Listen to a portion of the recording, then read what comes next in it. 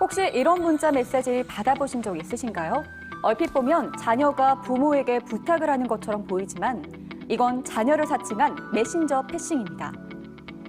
좀 나이 많으신 분들이 들으면 속을 수도 있겠다. 어머, 나 이거 안 했는데 전화를 해볼까? 나날이 진흥화되고 있는 사이버 범죄, 이젠 범죄도 언택트 시대입니다.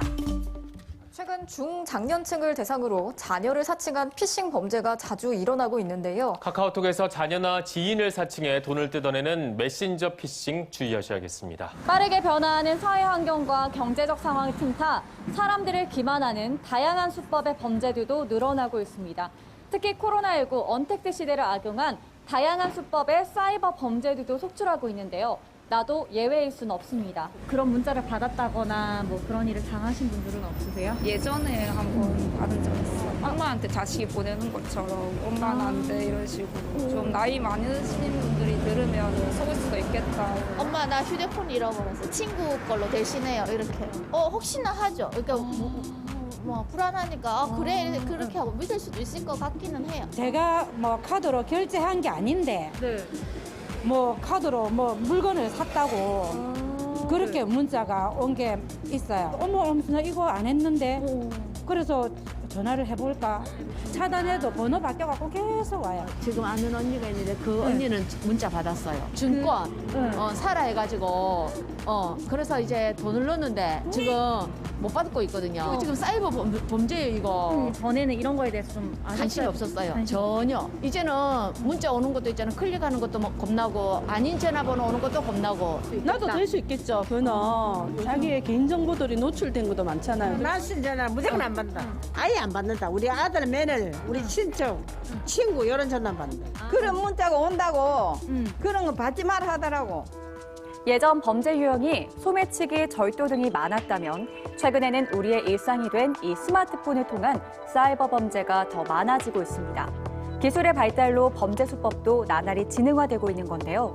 시대의 변화에 따라 범죄는 어떻게 달라지고 있을까요?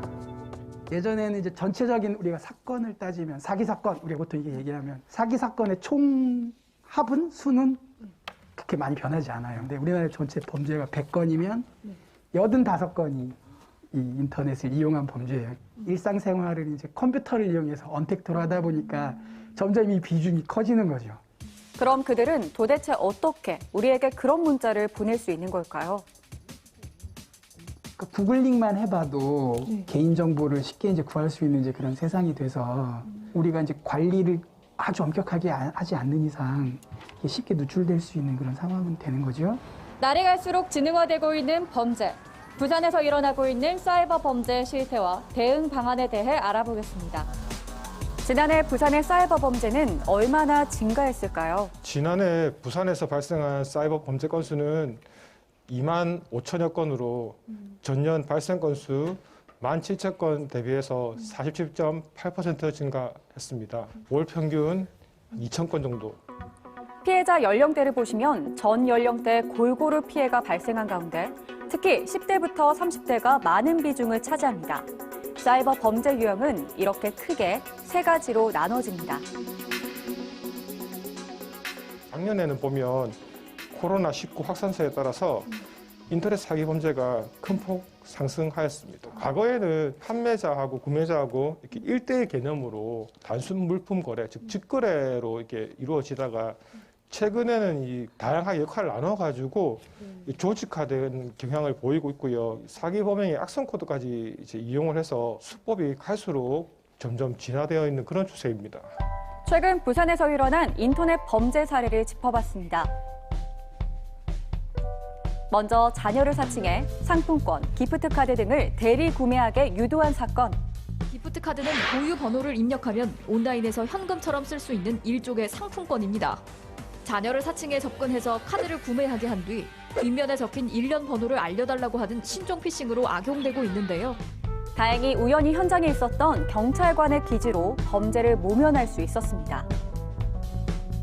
다음은 범인이 자녀를 사칭해 접근한 뒤 문화상품권 구매를 위해 원격 제어 앱을 설치하도록 유도합니다.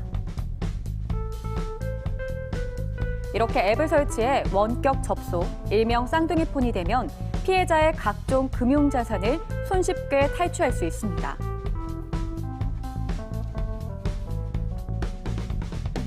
마지막 사례 피해자를 직접 만났습니다. SNS 공동구매 형식으로 물건을 저렴하게 구매하는 방식을 이용한 사건이었습니다.